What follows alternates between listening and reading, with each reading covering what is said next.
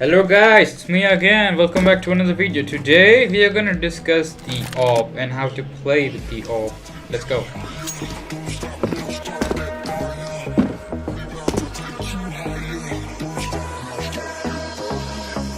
Number one, staying behind cover. It's pretty obvious. It's told by many people. Don't be that guy who just wide peeks like this.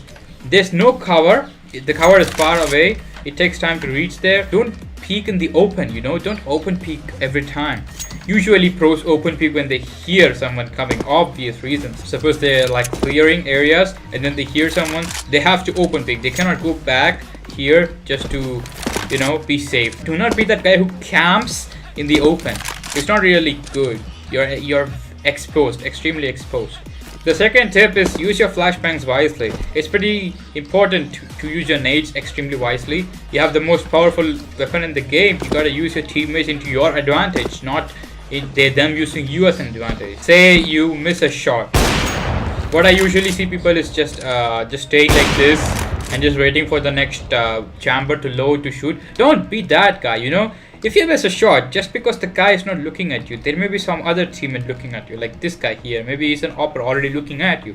You miss the shot, you're just staying here, you die because of this guy. Usually what I do is, if I miss a shot, I usually do not play this angle. I play this angle, by the way. Just, I saw Days doing this a lot, and many pros, they just come like this and they just peek. If I miss a shot, I ask my teammate usually to flash like this. So the mid players will usually be blind, whoever's watching. So once they are blind, I instantly peek. If I see anyone, I flick shoot them, Because if you want to flash like this, it's not going to be useful. They know you're flashing. They can hear it. They can see it. It's not really useful. Doing like this is a bit impractical. Very hard to land. And it's far away. So the enemy players won't be blind for long.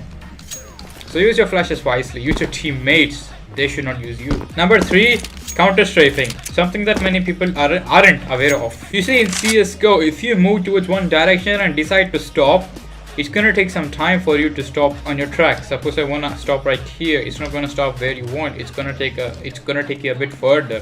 Obviously, the velocity isn't 0 instantly. There is a way to avoid this. Usually, why you wanna avoid this? Because your accuracy wouldn't be 100% when you try to stop. Look at that. The bullet's here. I want to shoot shot here. What's this? What's this? Yeah, you can avoid this by something we call counter strafing. What we do is you move in the direction you're going, and when you want to stop, just press the opposite direction key once. Just tap it, like you can hit him with tapping, Like look, like that. So what this does is give you 100% accuracy instantly. See that? See that? See that? Yeah, so what's the advantage of AWPing with the counter strafing? Usually when you see an enemy, suppose you're just, clearing like this, and you see an enemy doing like this takes a bit of time, and your accuracy usually would go like that. You don't want that to happen, so you counter strafe even when you scope. Doing like this, you see that? You see that aim? Suppose you see an enemy, you just counter strafe like this. You can use this counter strafe to also pre-fire angles with the AWP, which is also extremely useful. Number 4 is muscle memory and flick shot, something which is extremely important. Say you're aiming here and there's an enemy here. You want to flick him and shoot him. Make sure it's accurate, Now, how will I learn flick shot? It's not exactly easy, obviously. It actually comes with muscle memory. The only tip I can give for you for flick shots is play a lot of deathmatch with the AWP. Try and flick shot a lot. Number 5, pre-aiming. Something that I see people not do a lot is pre-aiming. Everywhere you go, pre-aim the corners you expect an enemy, but make sure it's not a 1v1 or a 2v2 situation or something like that. You need to pre-aim when you're clearing corners only. Make sure you do not give your position away by scoping too much, Suppose you want to clear a place that you have not visited but your teammates think is secure, you still pre-aim just in case. But only when you expect an enemy to not exactly be near but also be near. Like, it's hard to explain it, but you need to pre-aim whenever you think there's gonna be an enemy there, and whenever you're clearing corners which are close to your friendly zone. Number 6, B-hopping. I know B-hopping isn't exactly consistent in CSGO. Situations where B-hop can be useful as an AWPer. Suppose you're wide peeking. Suppose you hear an enemy coming to location. I'm gonna change the location just for the good sake. And you wanna say, you wanna wide peek like this, right? Suppose you miss this guy here. Just assume you miss this guy. What I usually see people doing is they just do like this and just walk away, probably hide here. This kind of exposes you because in the mind of the apps guy, he knows, the brain is telling, oh, this guy just missed, he's gonna run away, not b-hop. So usually they're gonna hit you straight away and try and get you a headshot. What is preferred is b-hopping, because b-hopping makes you more movable, good target, you know, they can't really hit you properly. Another situation where it's useful would be here. Suppose you're wide picking this guy and you miss this guy. If you go just straight away like this, he's gonna kill you instantly, no matter what. If you b-hop, there's a higher chance for survival.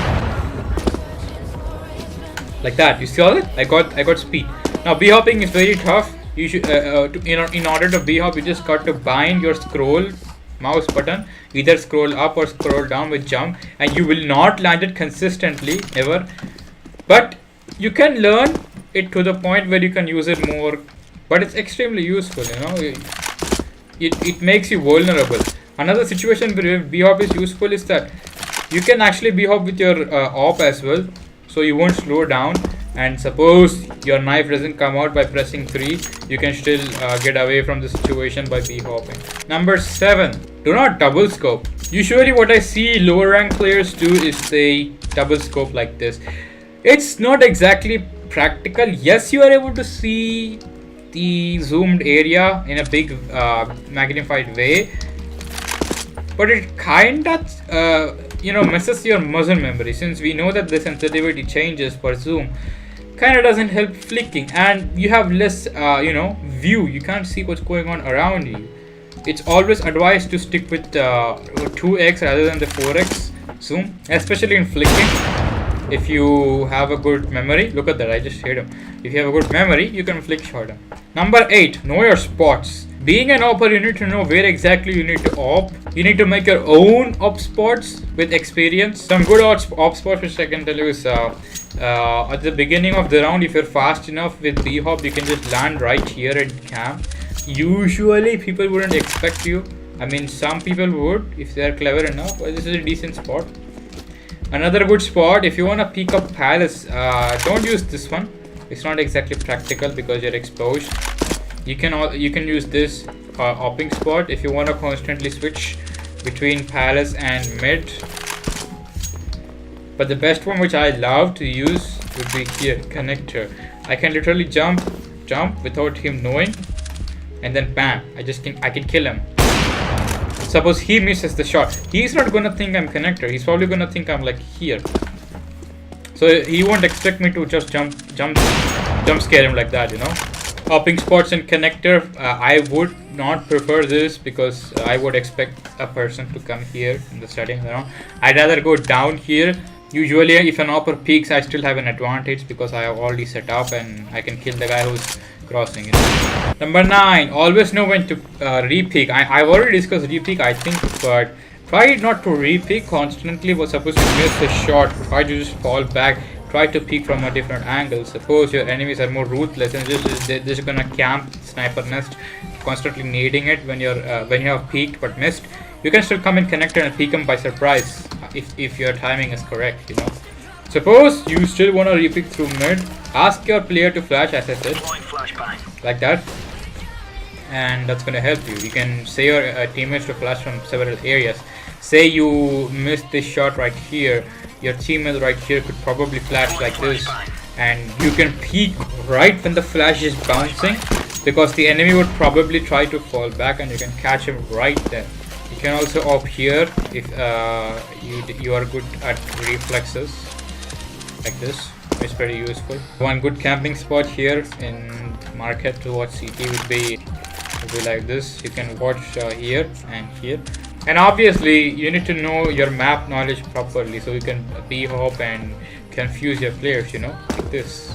Number 10, know when to rush, when to change your position. Be patient. Suppose you're holding an angle, always be patient, but also know your map knowledge. For example, you're holding here, there's no one coming out. Don't constantly look here.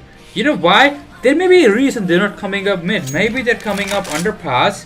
Maybe they're boosting, and then maybe they're gonna kill you. Maybe they boosted right here, and they're right behind you, and they wanna knife you.